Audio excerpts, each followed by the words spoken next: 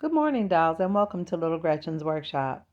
So I have a few spare pieces of trim here. I actually need to trim out the other side of the door in Marguerite and Sadi's new room. Now I have cut the pieces that are going to go around the door frame, but I need to fit that in. I need to add baseboards to the room and trim out the windows. So I'm going to allow you to watch me finish off Sadi and Marguerite's room so that they can return home from their extended honeymoon. So let me stain these pieces and add them to the door frame. Now here we are back in their room. I just want to show you here. I've already added the window sills and the trim around the windows. There's a little gap that I do need to fill in, and I'm going to use some coffee stir sticks to do that. But I want to show you what I used to make the window sills. It's actually a spare piece of crown molding, and I just cut it to fit the inside of the window. Now, some of my windows already had inside seals, but for this one I didn't have it, so I had to create my own. And it's the same crown molding that I used to create the brackets for my shelves. You just use it in a different way. Now here I am adding those really super skinny coffee stir sticks to close in the gaps. But my main objective was to determine where to put the rods for the curtains. Now, I've never used curtain rods in making my draperies for my dollhouse windows, but I received some rods as a gift. So I'm trying to measure to determine where to put these little eye loops to support the curtain rods when I install the windows. So I'm drilling a small hole at the top of the window frame as a starter hole, and then I'm using my little eye loop as the bracket to support the window frame. Now I'm just testing it out. I'm not finished with the windows, but I was just trying to see if my concept would fit or was working. And although I think it's a really great idea to have the curtain rods, the hooks, and the brackets, my execution wasn't turning out the way I expected it to. And I struggled quite a bit until I had to remove the eye loops. Now here I'm showing you where they are in the wall, and they're actually up here. Now that I know they're in the right position, I'm going to remove my curtain rod because I need to complete my curtain design before I install them permanently. So after I got both sets of brackets attached to the wall above the window, I tried them out one last time before I removed them to go complete the curtain design. After installing those curtain rods, I really felt like I needed a nap, but I wanted to go ahead and get the baseboards installed, which I felt like would be a simple task. And I thought I was all set and ready to go. Then I realized I had gaps. So if you're new to the channel, this dollhouse started as a renovation of an old weathered secondhand dollhouse, and many of the rooms and openings were not square. So here I come with curled floorboards, and then there's that. So I'm sure by now you've noticed there's quite a bit of difference in the stain from the door and that of the floor and the baseboards. But that's on purpose, dolls, because it's an old rooming house, and when people are renovating things on a budget, sometimes things don't match. So in my imagination, as a part of the dollhouse story, the floors and the baseboards are original to the house, and the doors are more recently replaced. But everything is clean and functional, which is all that matters. So here I am peering through the window at the door and the door frame to see if I've aligned everything properly, and it looks pretty good. And I'm glad the glue's not dry because I do need to add the top of the door frame and line everything up with that. So now the glue is dry around the trim of the window, and the baseboard still needs that gap filled in, but I'll do that and stain it shortly. So I went on to ignore the fact that I needed to add the filler to the baseboard and worked on something else. So after careful consideration, I realized that this is another newlywed couple, and they're definitely going to need some shades on those windows for privacy. So in this instance, I wanted to do something different than what I did in several of the other rooms in the rooming house. And I will leave a link in the description so you can see how I did that. I also did it in the little girl's room as well. Now to do this, you want to choose a wallpaper that has a nice, firm, hefty weight to it, so that it will withstand or tolerate some additional handling. And I'm just trimming off the excess part of the design so that the pattern alignment will look intentional. And if you look closely at the other shade, you can see what I mean. So here I'm going to lay them side by side so you can see what I'm talking about. Now this is a wonderful way to utilize your scrap pieces of wallpaper that you really like, but they're not big enough to actually do a wallpapering job. So never throw away your scrap wallpaper. It can always be useful for something else. So make sure you trim off any tears or rips or anything that would make it look like this wasn't an intentional process. Now, dolls, you can make your shades as simple or as ornate if you like them to be. I did do a couple additional things to add more detail. Now, for my rollers, to fit them in between the window frame, I used round wooden dowels from the dollar store. Now, depending on the size of your window, you may have to modify the length. I did have to trim mine to fit inside my window frame. Now, there are a variety of things you can use as the pulls for your shade, but for this project, I used nail art studs and thread. Now, as my finishing piece at the bottom, I looked really closely at the pattern, and there's a very thin strip that was a remnant from when I trimmed the excess off of the pattern. So I'm going to use it as a finishing border at the bottom of the shade. So first, I'm going to go ahead and add my roller portion to the top of the shade and prepare it to fit inside my window frame. Now, dolls, my shades are going to be non-functional. Now, in this frame, you're able to clearly observe my precision measuring technique.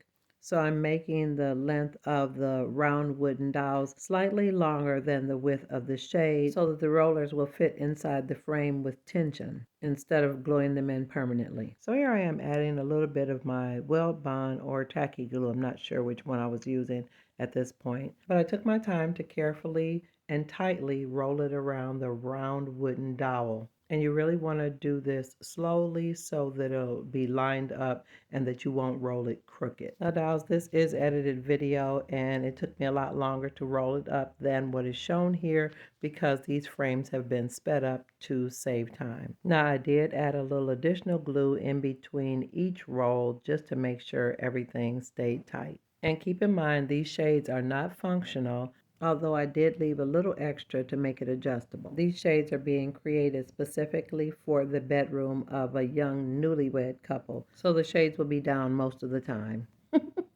Now, after I got the shades in at the length or height I wanted them to be, I used some tiny clothespins to hold them in place until they dried securely. Now, in this frame, I'm adding that little remnant piece at the bottom to finish off the border design. Now, if you look very closely, you can see I added a teeny piece of white thread between the shade and the border. And this is such a small and tiny detail, but I think it really finishes things off nicely.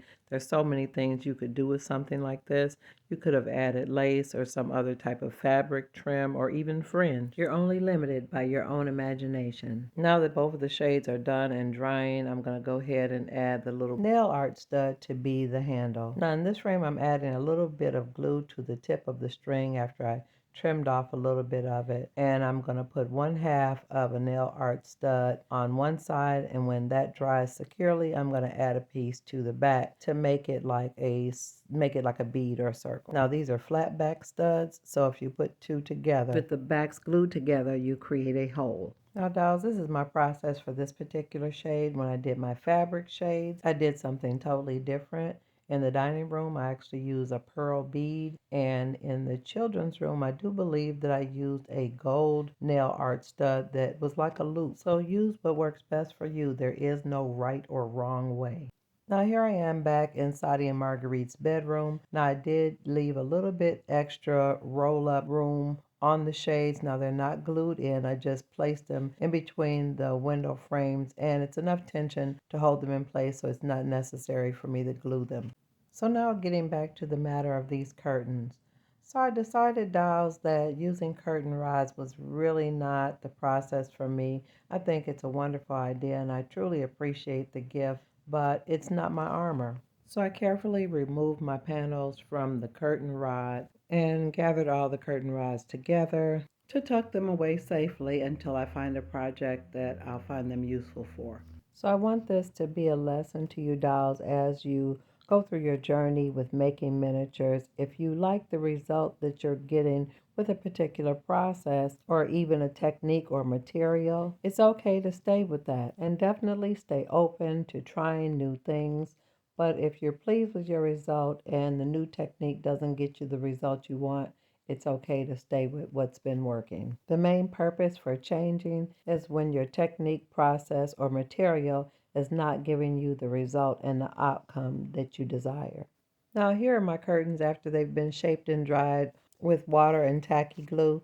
I will leave a link in the description so you can see the process of how I create these nice rigid shaped panels. But I'm trying to organize them on some pieces of wood so I can attach them to the wood pieces and glue them directly on the window frame. Now you can make these where you can just add tacky wax or tack it again type glue, but with my curtains dowels, after I mount them, I have no intention of removing them. And if I ever remodel, I'll just snatch everything out and start over. Now you can see here I have a few things laying around as tie backs for my panels, but I've already pinched the panels into the shape as if there are tie backs already on them. So when I arrange everything together on the wooden pieces, everything's going to hang really, really nicely and still allow room for the shades to peek out from behind the panels. Now, originally, when I made my first two sets of panels, I didn't make a valance, but after working with them with my glue and water, I realized I needed to create a valance to go across the top to camouflage the white thread that I used to originally gather the curtain panels onto the rods.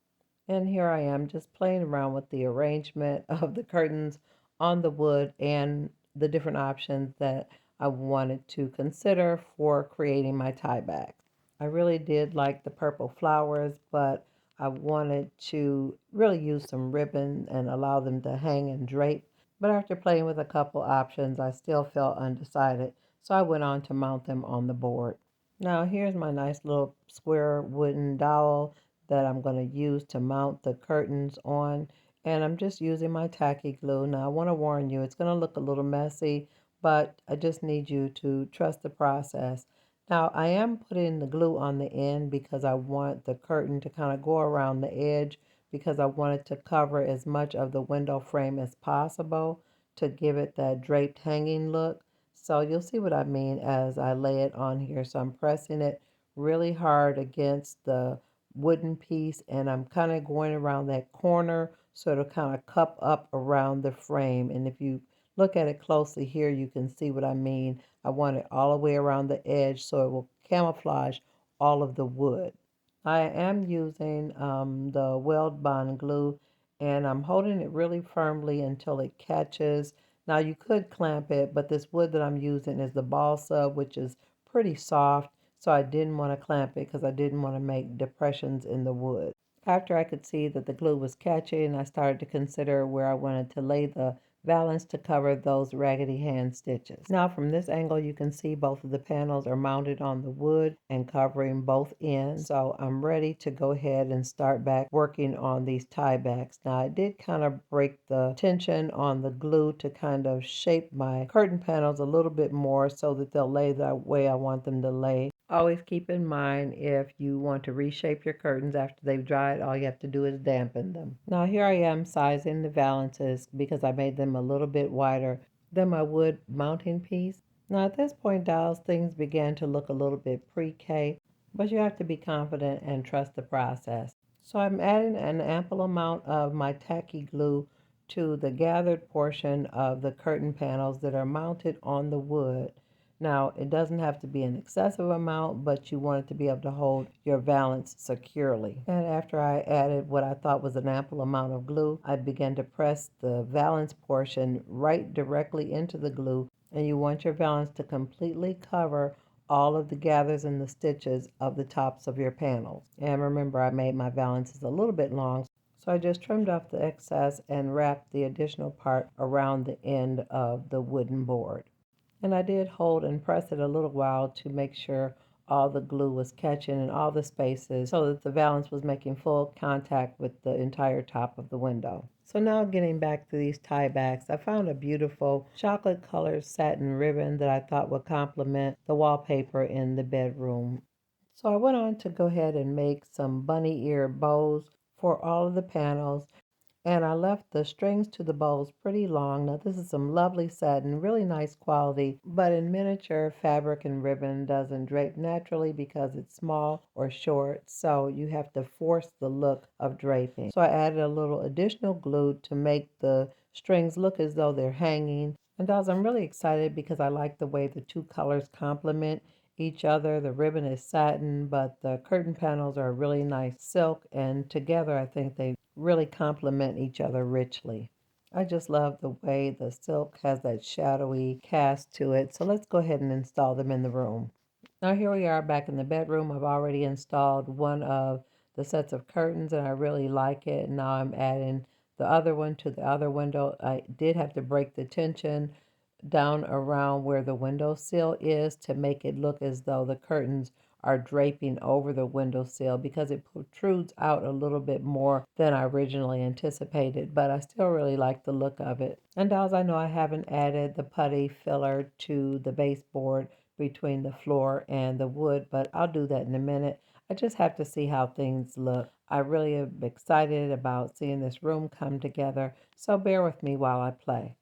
So here's that restored bed that I made so many months ago for Marguerite and Sadi. And I will leave a link in the description for when I created this bed and when I dressed it.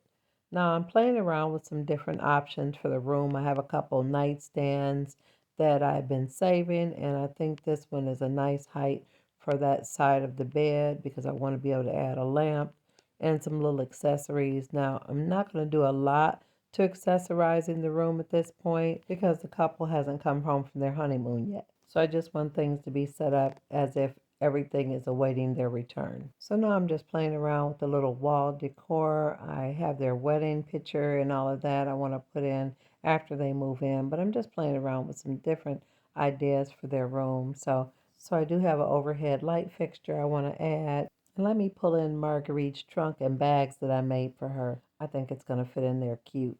Yeah, that's going to take up a lot of space, but I really like the look of it. And I've added a small little round table over in the corner.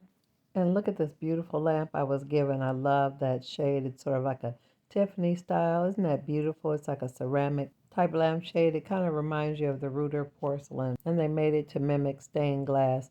I think it looks really, really pretty with the window shades and the rug and the bedspread and everything.